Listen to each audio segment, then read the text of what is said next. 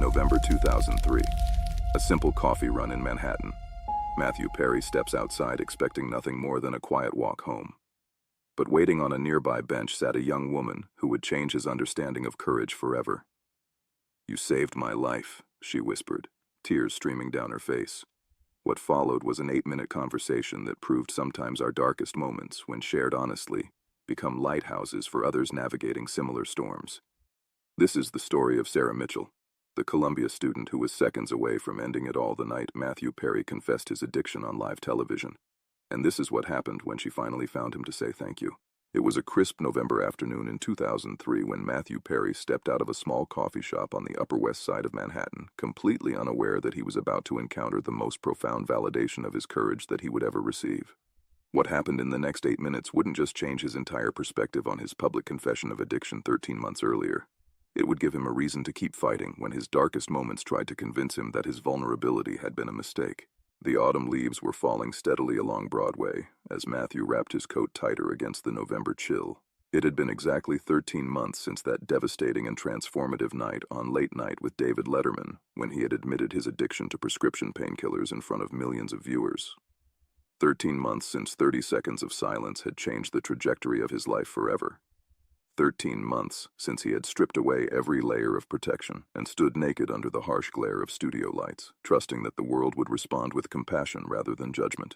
The aftermath of that interview had been more complex and overwhelming than Matthew could have ever imagined. The immediate response had been largely positive. Thousands of letters from fellow addicts, calls from treatment centers offering support, and an outpouring of love from fans who had seen their beloved Chandler Bing reveal himself to be beautifully, painfully human. But there had also been darker consequences that Matthew hadn't anticipated. Tabloid reporters digging deeper into his personal life, paparazzi following him to recovery meetings, and the constant pressure of being seen as a spokesperson for addiction recovery when he was still struggling to maintain his own sobriety day by day. By November 2003, Matthew was 427 days clean, 427 days of waking up each morning and making the conscious decision to face the world without pharmaceutical assistance, 427 days of learning how to be funny without chemical confidence, how to handle anxiety without pills, how to exist in his own skin without numbing the discomfort that had driven him to addiction in the first place.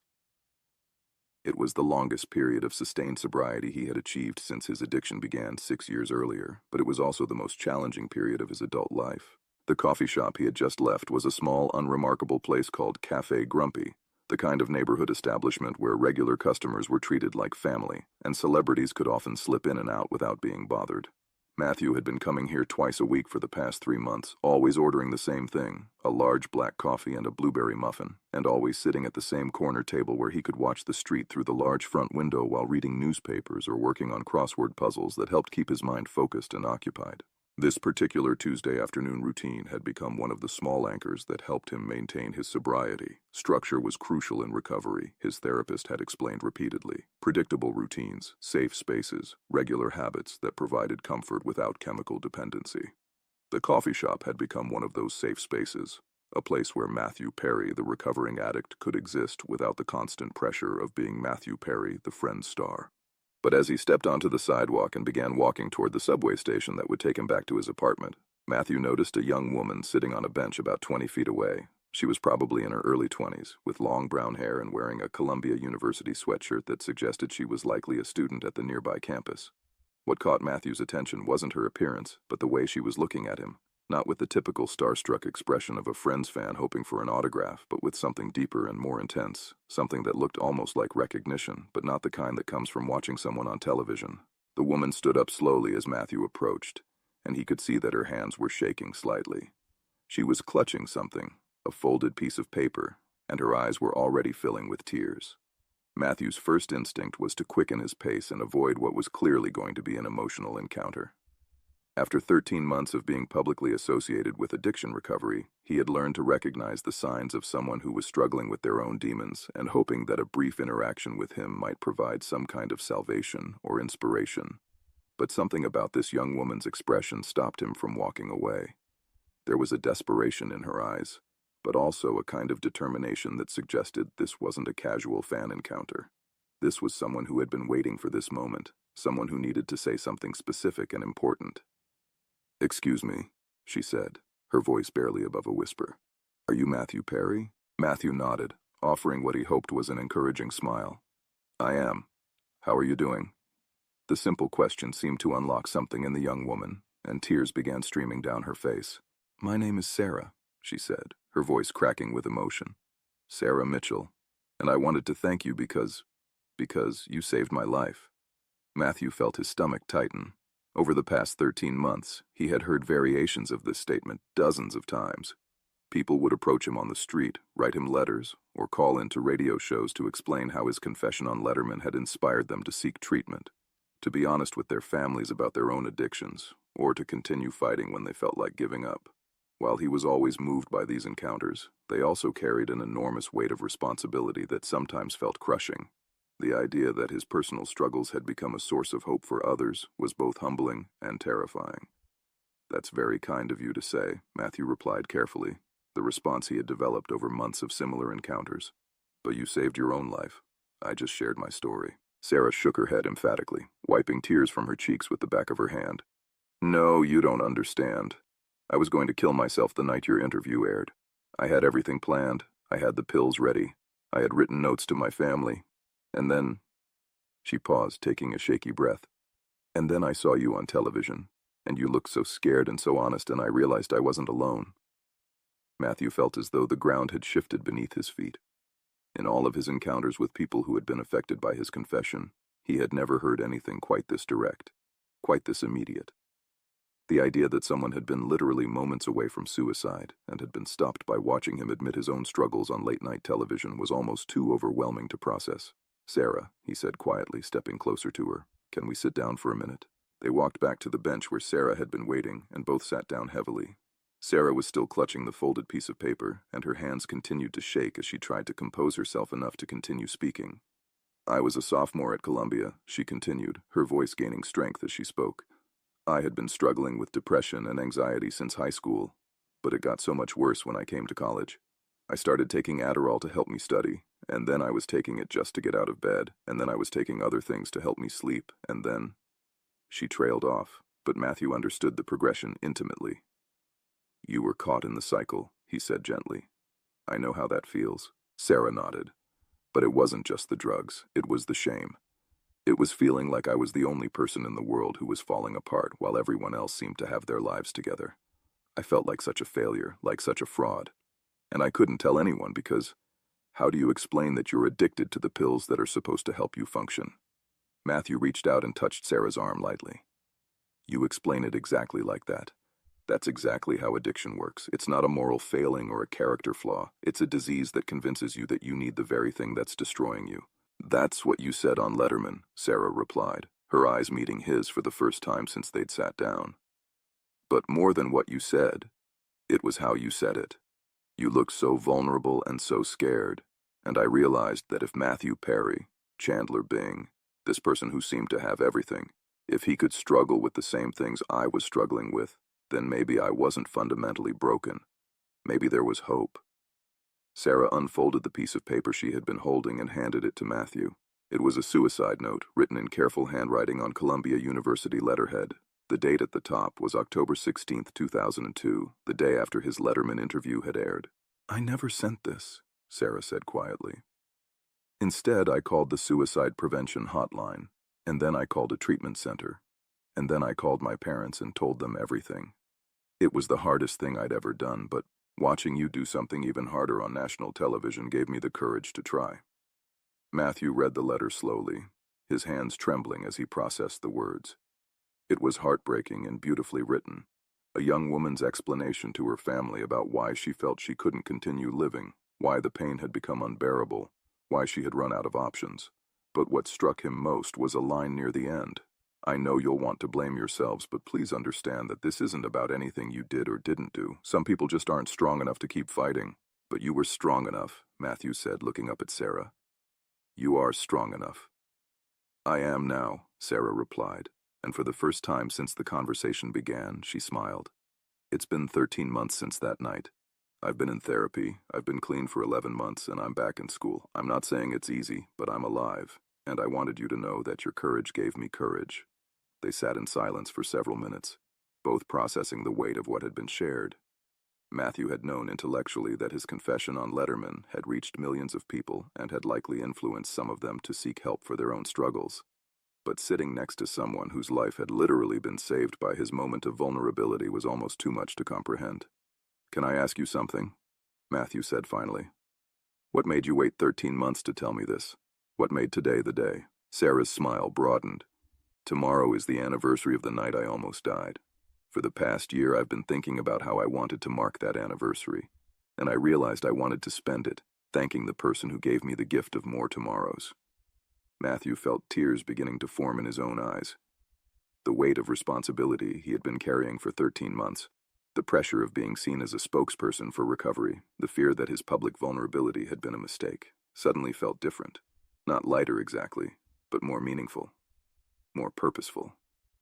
"Sarah," he said, his voice thick with emotion, "you have no idea how much I needed to hear this today. I've been questioning whether sharing my story was the right thing to do. I've been worried that I became a public addiction story when I was just trying to be honest about my own struggles. But knowing that it helped save your life, that changes everything." Sarah reached into her bag and pulled out a small notebook. "Can I show you something else?" She flipped to a page that was filled with handwriting. "This is a list of things I want to do with my life. Things I would have missed if I had given up that night. Some of them are big. I want to graduate from Columbia. I want to go to law school. I want to help other people who are struggling. But some of them are small. I want to see the cherry blossoms bloom in Central Park next spring. I want to read every book on my shelf that I never got around to reading. I want to learn how to make my grandmother's pasta sauce." Matthew read through the list, smiling at the mixture of ambitious life goals and simple daily pleasures. "How many of these have you accomplished so far?" 17 out of 43, Sarah replied proudly, including one I added just last week. "I wanted to meet you and thank you in person. I've been coming to this coffee shop every Tuesday for the past month, hoping I might run into you." Matthew laughed, the first genuine laugh he had experienced in weeks. "You've been stalking me, researching your routine," Sarah corrected with a grin. "I may have asked the barista if you come in regularly, and I may have noticed that you always order the same thing and sit at the same table." "That's dedication," Matthew said, "and slightly terrifying, but mostly dedication." They talked for another hour, sharing stories about their respective recovery journeys, discussing the challenges of maintaining sobriety while dealing with the pressures of school and career, and discovering that they had more in common than just their struggles with addiction. Sarah was funny and insightful, with a quick wit that reminded Matthew of himself at her age, before addiction had clouded his natural humor with pharmaceutical fog.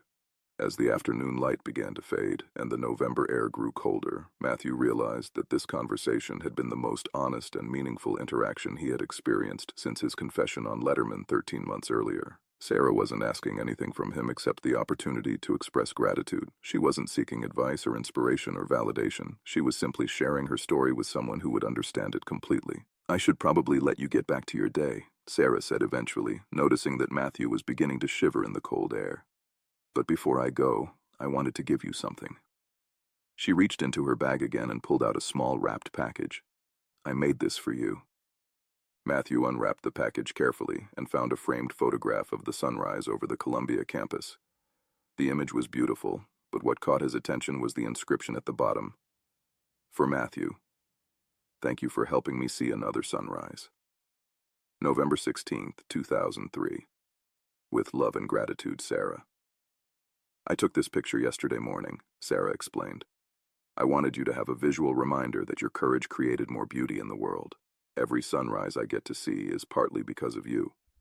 Matthew stared at the photograph for a long moment, overwhelmed by the simple profundity of the gesture. In 13 months of dealing with the aftermath of his public confession, he had received thousands of letters, hundreds of gifts, and countless expressions of gratitude. But nothing had affected him quite like this. A photograph of a sunrise taken by someone who almost didn't live to see it.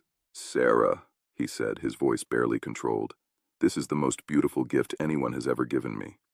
Not just the photograph, but the conversation, the honesty, the reminder of why sharing our struggles matters. You've given me more today than you'll ever know." Sarah stood up from the bench and extended her hand for a handshake, but Matthew pulled her into a gentle hug instead. "Thank you," he whispered, "for staying, for fighting, for finding me and telling me your story, for reminding me that vulnerability can be a superpower." "Thank you," Sarah replied, "for showing me that it's okay to not be okay." and for proving that recovery is possible, even for people who make millions of people laugh while they're falling apart inside.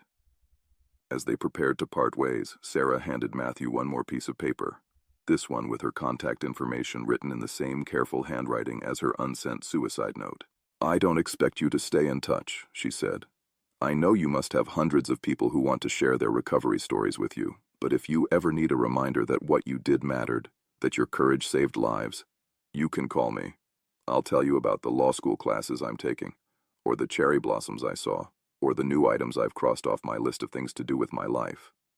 Matthew carefully folded the paper and put it in his wallet, right next to a photo of himself with his friends' co-stars from happier, healthier days. "I'll treasure this conversation forever," he told her. "And I'm going to put this photograph somewhere. I'll see it every morning when I wake up, so I remember that recovery isn't just about saving our own lives. Sometimes it's about giving other people permission to save theirs." Matthew Perry kept that photograph on his bedside table for the rest of his life. Every morning when he woke up, he would look at Sarah's sunrise and remember that his moment of vulnerability on late-night television had created ripple effects he could never fully comprehend. And on the days when his own recovery felt difficult, when the weight of staying sober felt too heavy to bear, he would think about Sarah's list of things she wanted to do with her life and remind himself that his continued sobriety wasn't just about him anymore. Sarah Mitchell graduated from Columbia University in 2005, went to law school as planned, and became a public defender specializing in cases involving people struggling with addiction and mental health issues. She kept Matthew's contact information in her phone for years, though she never used it.